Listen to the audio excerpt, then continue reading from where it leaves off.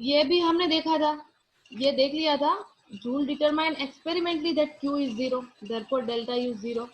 Q है वो, ये जूल ने बताया कि Q हमें 0 मिल रही, इसका मतलब इंटरनल एनर्जी भी 0 होगी। ये इक्वेशन है 6.1, delta U is equal to Q plus W can be expressed for isothermal reversible and irreversible change as follow। उसमें फर्स्ट इक्वेशन है, ये बोला था कि ये दो इक्वेशन इस टाइप के हैं जिसमें Q is equal to minus W, ये तो हमें पता है, पर आपको लिखना क्या है, P external into delta V, पर डेल्टा V की जगह हम क्या लिखते हैं, VF माइनस VI। ये फॉर्मूला आपको याद रखनी है कि इस टाइप का क्वेश्चन पूछे कि एक्सटर्नल प्रेशर कोई लगाया है, ठीक है, जितना प्रेशर दिया है और फाइनल वॉल्यूम को है, इनिशियल वॉल्यूम को है, आपको बोल दिया है कि भाई वर्क फाइंड आउट करो या तो क्यू फाइंड आउट करो, ठीक है, तब ये फॉर्मूला यूज हो सकती है। तो isothermal reversible change, reversible change में ये वाला इक्वेशन यूज करना है। ये लास्ट में हमने लॉग वाला डिस्कशन करा था 2.303 nRT log VF by VI। इसके रिलेटेड सम भी दिया है पर हमने देखा नहीं है, ठीक है, ये सम हमने देखा नहीं है तो देख लेते हैं। Consider the expansion given in a problem, ये प्रॉब्लम 6.2 है, उसमें एक्सपांशन दिया है 2 लीटर से लेकर 10 लीटर, उसका 2 लीटर से लेकर 10 लीटर वॉल्यूम होता है, ठीक है। For 1 mole of an ideal gas conducted reversibly, ठीक है, इतना बताया है आपको। और हमें क्या करना है कि यहाँ पर आपको बोला है कि 1 मोल आइडियल गैस लिया है, उसको रिवर्सिबली आप लोगे, ठीक है। रिवर्सिबल कंडीशन जब यूज करते हो, यहाँ पर साफ साफ लिखा है कि आइसोथर्मल रिवर्सिबल अगर चेंज है तो उसमें ये फॉर्मूला दूसरी लगेगी। अगर इरिवर्सिबल चेंज मीन्स कोई चेंज नहीं होता प्रोडक्ट में से रिएक्टेंट, और रिएक्टेंट में से अगर प्रोडक्ट नहीं होती, जो उसकी स्टेट है उसमें से स्टेट उसकी चेंज नहीं होती। इसमें सिलेंडर में आप समझ रहे होंगे कि आइडियल गैस लेते हैं उसमें कोई रिएक्टेंट प्रोडक्ट होता नहीं, पर इसमें क्या होता है, वॉल्यूम का कंपेरिजन हमें करनी होती है कि उसका वॉल्यूम पहले कितना था और अगर हम एक्सपांड कर रहे हैं तो उसका वॉल्यूम कितना है। तो रिवर्सिबल के लिए यह formula Q is equal to minus W 2.303 nRT log VF by VI, ये हमें लगानी है। R की वैल्यू यहाँ पर 0.8206 ली है, N है वो 1 मोल कहा है, N है वो 1 मोल लिया है, स्मॉल n इज 1 मोल, ठीक है।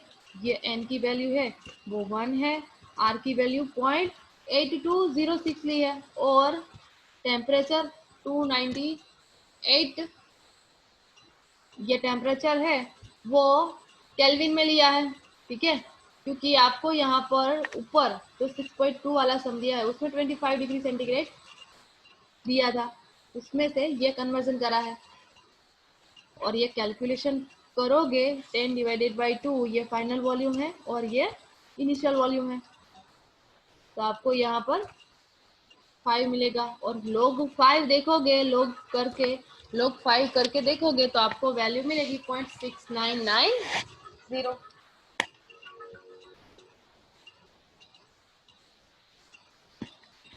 ठीक है। यस,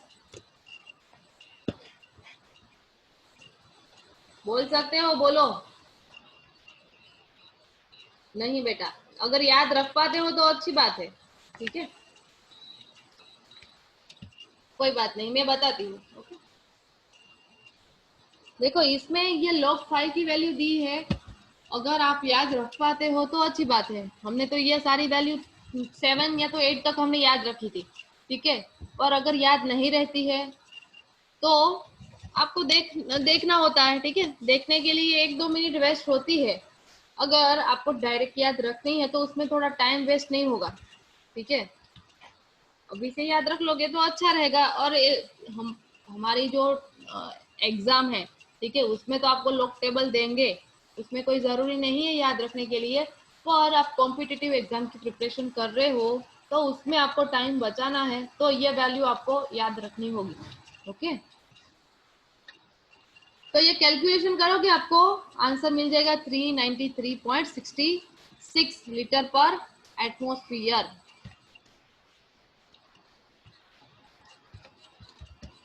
अब नेक्स्ट 6.2.2 एंथैल्पी करके ये टॉपिक है, ठीक है। ये न्यू स्टेट फंक्शन है, ये भी एंथैल्पी है, वो भी स्टेट फंक्शन है। स्टेट फंक्शन का मतलब क्या है, जो कोई भी थिंग या तो ये एंथैल्पी है वो भी पाथ पर डिपेंड्स नहीं रखती, मीन्स वो कहाँ से, वो बाहर से आप जितने भी वे में अंदर जो मटेरियल फिल करा है, जितना भी आप ट्राई कर लो कोई भी वे से, तो अंदर जो चेंज होना है वही होगा, वो भी पाथ पर डिपेंड्स नहीं करता। जैसे हमने वॉल्यूम का देखा, इंटरनल एनर्जी का देखा, सेम ये एंथैल्पी है, वो भी स्टेट फंक्शन है। We know that the heat absorbed at a constant volume is equal to change in internal energy, delta U is equal to QV। ये V है वो सबस्क्रिप्ट में आएगा, ठीक है, ऊपर दिया है पर ये सबस्क्रिप्ट में आएगा। कांस्टेंट वॉल्यूम है तो आपको इंटरनल एनर्जी है वो QV, आप ये फॉर्म में बताते हो, ये वाला है, ये बड़ा आपको दे दिया है, ठीक है। ये हमने देखा था कि जब delta V is equal to 0 constant volume होगा तब इंटरनल एनर्जी की फॉर्मूला क्या होगी, तो यहाँ पर W है वो 0 हो गया था। क्यों? क्योंकि वर्क नहीं हो रहा है, तो वॉल्यूम है उसमें कोई चेंजेस नहीं आया था। W है हमने यहाँ पर 0 रख दिया था, क्यों? वॉल्यूम में कोई चेंज नहीं मिल रहा था इसलिए 0 रखा था।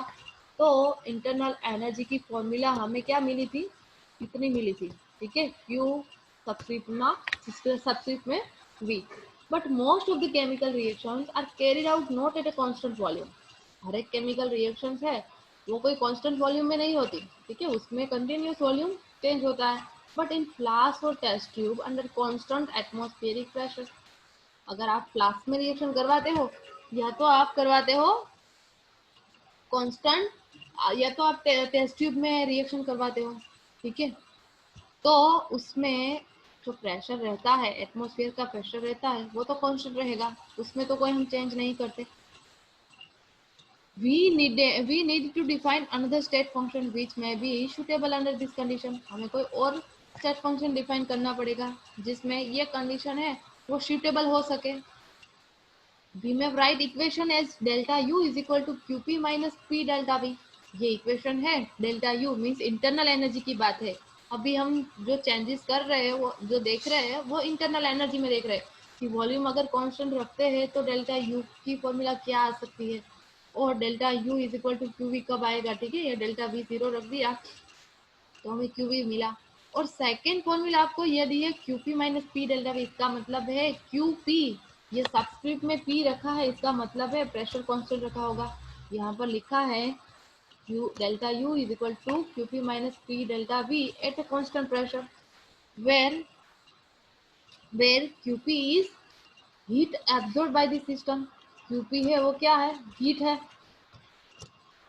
and minus P delta V represents expansion work done by the system।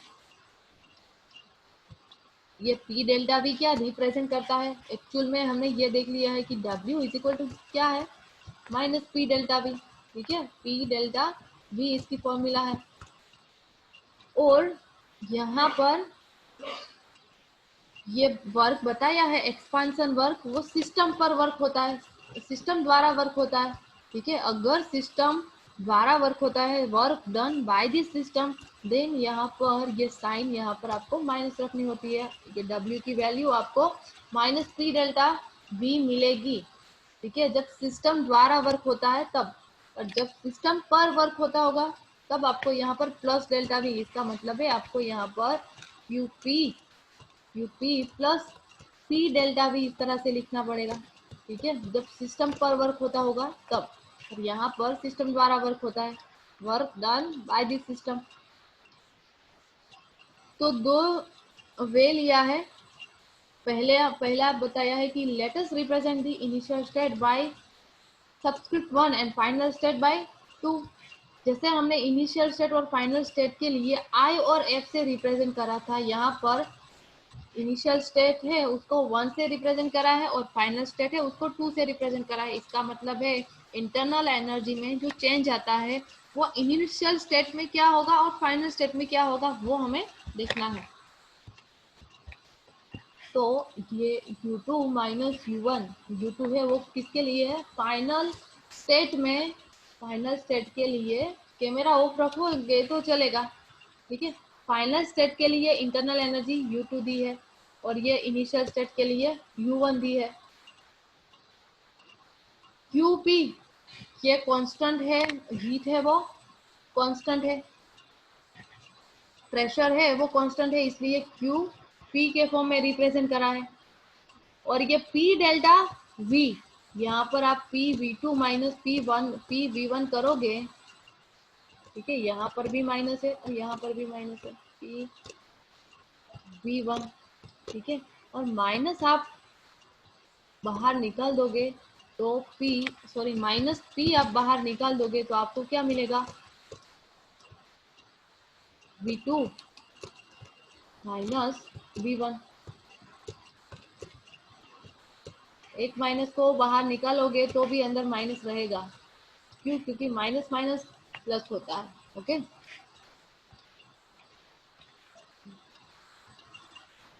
अब QP है उसको अकेला कर दिया है, और ये U2 और U1 है उसको इस साइड ले गए, ठीक है, ये टर्म है उसको इस साइड ले गए, या तो इसको यहाँ पर रहने दो, U2 है उसको यहाँ पर रहने देते हैं, सपोज U2 यहाँ पर रख दिया, जहां पर है वहां पर है, ठीक है। P डेल्टा PV2 है उसको इस साइड ले लें, PV2 है, ये PV2,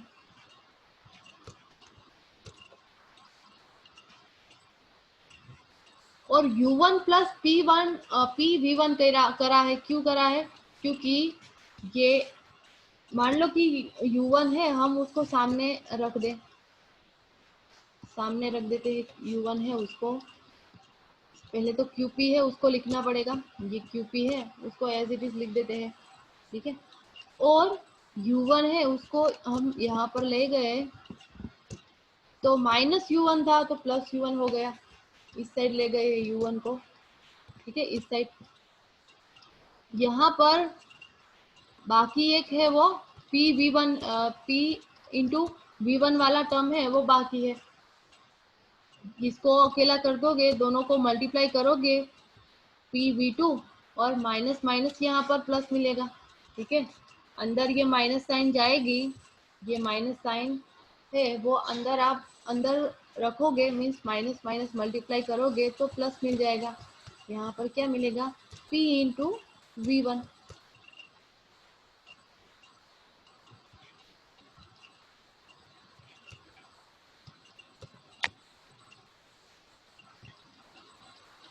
अब QP है उसको अकेला कर दे, QP है इसको हम इस साइड रख दे तो आपको क्या मिलेगा, ये U2 प्लस PV2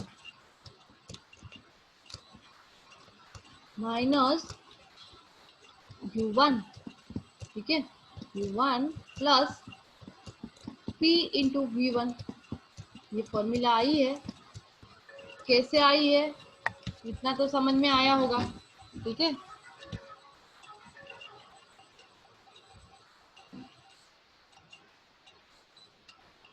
यस बेटा, कट रही है, ओके ओके, आपको अनम्यूट करती हूँ, ओके आपको अनम्यूट करती हूँ, ओके ओके बेटा, थैंक यू।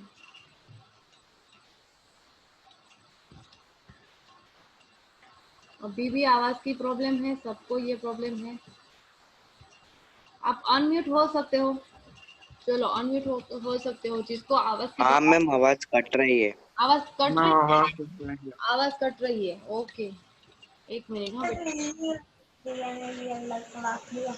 ये फॉर्मूला तो आप सुने, थोड़ा तो सुनाई दिया होगा, फॉर्मूला के बारे में पता चला, मैंने लिखा है उसके बारे में तो पता चला कि नहीं, कैसे आई है, यस और नो, ये पता चला आपको, जस्ट ये वैल्यू है, ठीक है, एक दूसरे से मल्टीप्लाई करा है, ये P इंटू V2 करा है और ये माइनस P है उसको साथ अंदर ले जाएंगे तो माइनस माइनस प्लस हो जाएगा।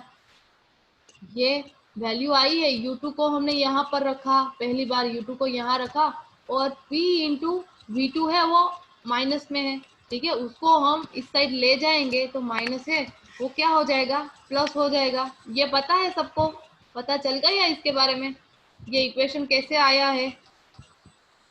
यस और नो? डाउट है इसमें? पहले तो आपको क्या करना पड़ेगा कि ये माइनस P है, इसको V2 से भी मल्टीप्लाई करना पड़ेगा, और किससे मल्टीप्लाई करना पड़ेगा, V1 से भी मल्टीप्लाई करना पड़ेगा। ये ब्रैकेट के बाहर है, ठीक है।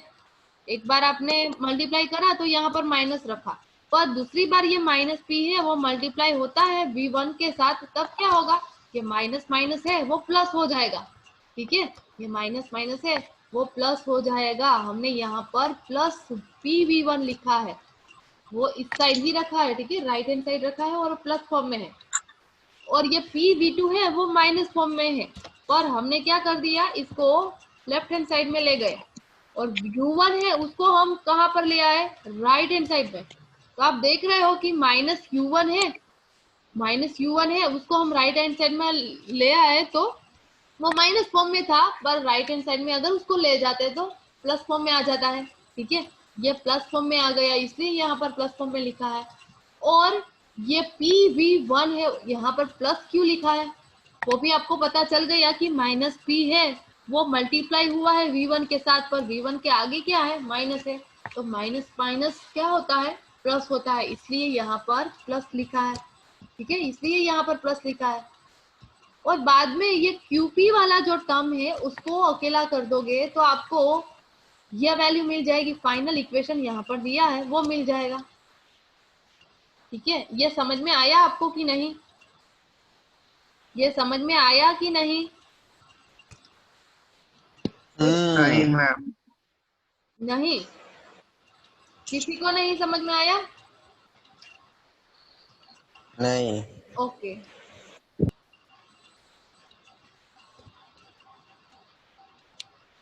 हमें देखना क्या है, इंटरनल एनर्जी फाइंड आउट। वो टाइप राइटर करके लिखो ना, वो टाइप का वो आता है ना उसमें।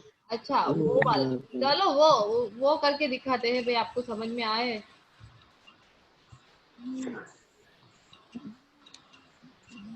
देखो हमारे पास है क्या, U2 है, ठीक है, U2 है और U1 है, हमें क्या देखना है, इंटरनल एनर्जी में डिफरेंस, ठीक है।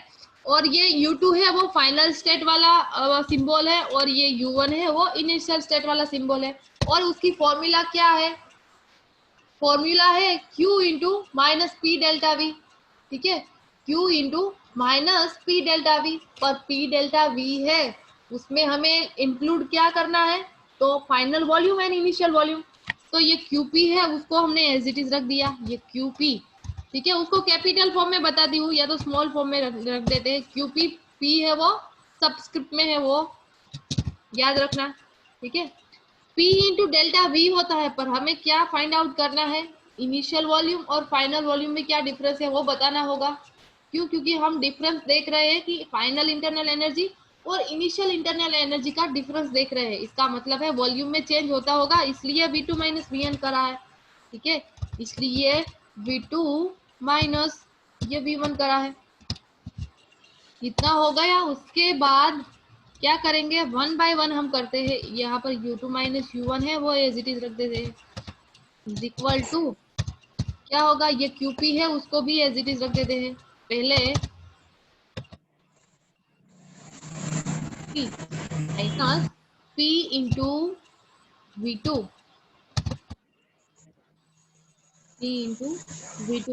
ओके।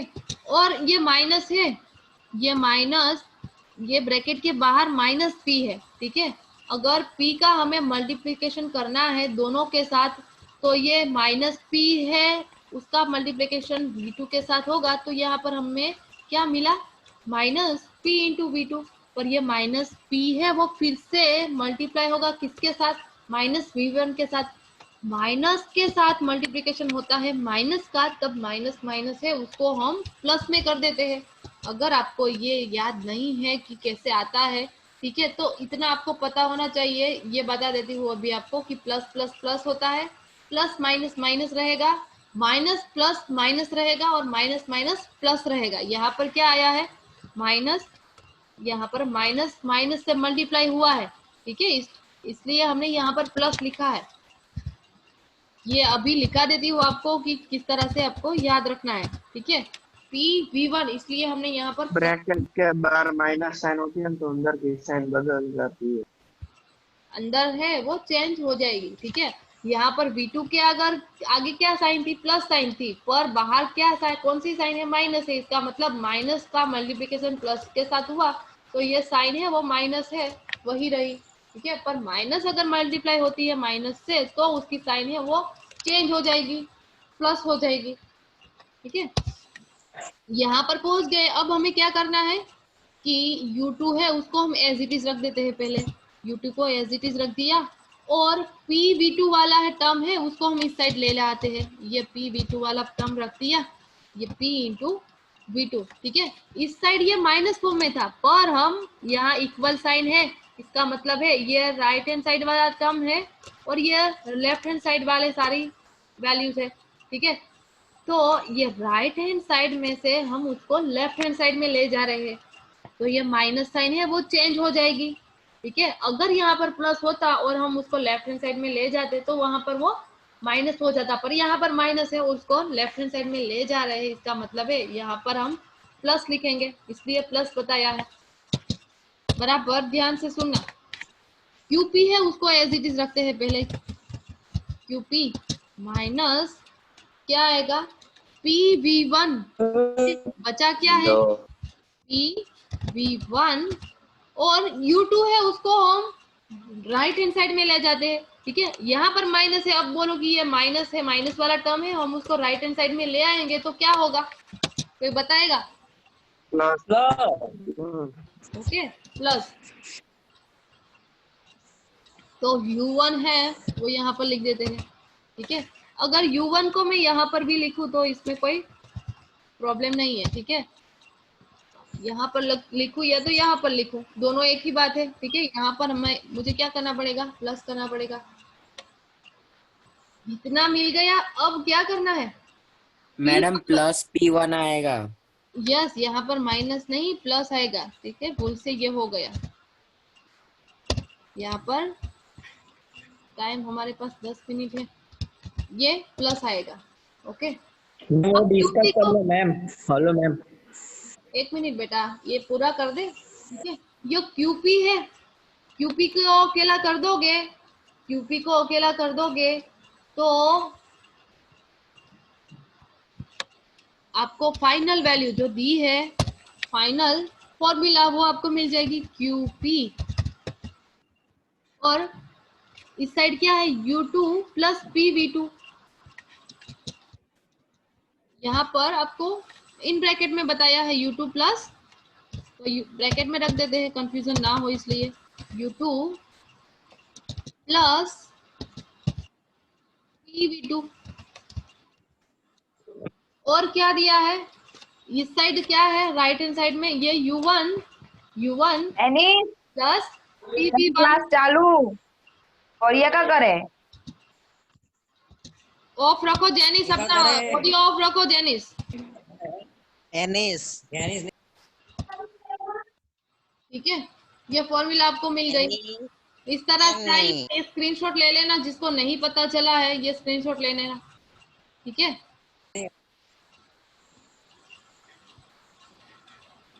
समझ में आई अब कि नहीं,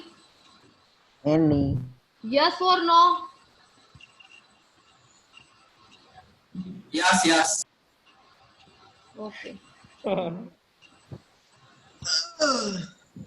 ऑडियो ऑफ कर दो अपना, ऑडियो ऑफ कर दो, मैम वो डिस्कस कर सकते हैं। ऑडियो ऑफ कर दो। Now we can define another thermodynamic function, the enthalpy H। Enthalpy H है उसको हम किस तरह से, और तरीका है उसको रिप्रेजेंट करने का कि H is equal to U plus PV, H is equal to U plus PV, इस तरह से भी हम रिप्रेजेंट कर सकते हैं। हाँ बोलो, बोलो। हाँ पर सुन रही हूँ, तू बोलेगा कि नहीं? हाँ हाँ हाँ, बताती हूँ, 1 मिनट। हाँ हाँ हाँ, ओके। हमारे पास 7 मिनट है, 5 मिनट में वो हो जाएगा, इतना डिफिकल्ट नहीं है। ओके, वो जो कल डिस्कशन बाकी था वो बताते हैं, पर ये पहले एच वाला टर्म है वो खत्म तो कर ले। QP इज इक्वल टू क्या है? QP is equal to H2 minus H1 is equal to हम डेल्टा H लिख सकते हैं। ये फॉर्मूला आपको याद रखनी है, H is equal to U plus PV। ठीक है, ये फॉर्मूला आपको याद रखनी है। इसके बाद जो भी है वो नेक्स्ट हम करेंगे, पर इससे पहले जो लास्ट में हमने डिस्कस करा था कि ये बाकी है हमारा फॉर्मूला, कहाँ से आई, बेस कहाँ है उसका। ठीक है, तो डी ब्रोगली हाइपोथेसिस में से ये देख सकते हो आप, और गूगल में सर्च करा होता तो भी मिल जाता।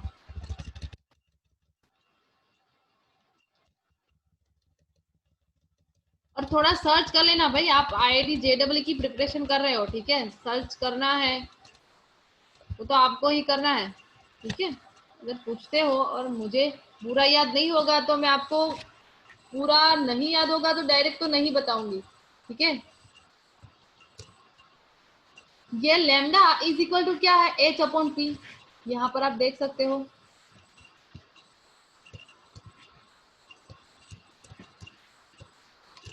Lambda is equal to H upon P। ये वाली फॉर्मूला कहाँ से आई भाई? ये आपको जानना है कहाँ से आई, तो आपको क्या करना पड़ेगा, डी ब्रोगली का जो फॉर्मूला है, उसकी थियरी है, उसका हाइपोथेसिस है, ठीक है, जितना उसने एक्सपेरिमेंट करा है वो सारा आपको स्टडी करना है। उसके बाद आपको पता चलेगा कि ये फॉर्मूला कहाँ से आई।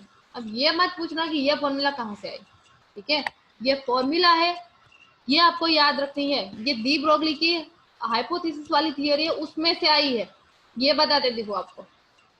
पर कहाँ से आई, क्यों आई, पी क्यों लिखा है, ये सारा देखना है तो आपको ये स्टडी करना होगा। ठीक है, वर्क वाली फॉर्मूला दी है, is equal to E into V, electron volt. ठीक है, एक हमारे पास ये फॉर्मूला है एनर्जी की, कौन सी फॉर्मूला है, 1/2 mv²। अब 1/2 mv² है, उसको हम मल्टीप्लाई करेंगे m से और डिवाइड करेंगे उसको m से। ठीक है, मल्टीप्लाई करेंगे डिवाइड करेंगे, हमें क्या मिलेगा यहाँ पर, m²v² divided by m। Only m है वो ऊपर रखा है और नीचे रखा है। ठीक है, यह फॉर्मूला मिल गई हमें। फाइंड आउट क्या करना है, जस्ट p है, p को हमें देखना है कि p हमें क्या मिलता है। ठीक है, पर p असल में है क्या, ये तो मोमेंटम है। ठीक है, m²v², ये फॉर्मूला किसकी है, mv फॉर्मूला किसकी है, मोमेंटम की है। p इज इक्वल टू क्या होता है, mv। ठीक है, p is equal to mv होता है, और m²v², इसका मतलब है 2 टाइम्स p है, तो हम यहाँ पर p² कर सकते हैं, p² बाई 2 इंटू m, वो एज इट इज रहेगा। अब p² है उसको अकेला कर दो, यहाँ पर लिख दो, और ये टर्म है उसको यहाँ पर रखोगे, मल्टीप्लाई करोगे इससे, तो आपको 2 इंटू एम ही मिलेगा, 2 इंटू एम ही मिलेगा। पर आपको क्या चाहिए, ओनली p चाहिए, p² नहीं चाहिए, ओनली p चाहिए। p क्यों p चाहिए, क्योंकि हमें तो ये फॉर्मूला दी है ना, lambda is equal to H by P, उसमें रखना है, इसमें रखना है। इसका मतलब है कि ये p है उसको अकेला करना पड़ेगा, स्क्वायर है उसको निकालना पड़ेगा। अगर ये स्क्वायर को निकालते हैं तो सामने हमें क्या करना पड़ेगा, सामने हमें क्या करना पड़ेगा कि यहाँ पर लेफ्ट हैंड साइड में हम क्या करेंगे, 2 से डिवाइड करेंगे, ये 2 से डिवाइड कर दिया, और यहाँ पर भी हमें क्या करना होगा, 2 से डिवाइड करना पड़ेगा। इसका मतलब 1/2, ये देखो क्या बन गया, ठीक है, 1/2, इसका मतलब ये अंडर रूट में है। ठीक है, दोनों को आप डिवाइड कर रहे हो 2 से, इसका मतलब ये अंडर रूट वाली फॉर्मूला बन गई। ठीक है, स्क्वायर निकाल दिया तो सामने आपको क्या करना तो क्या करना पड़ेगा, अंडर रूट रखना होगा। ठीक है, 1/2 है, इसका मतलब है अंडर रूट में रखना पड़ेगा।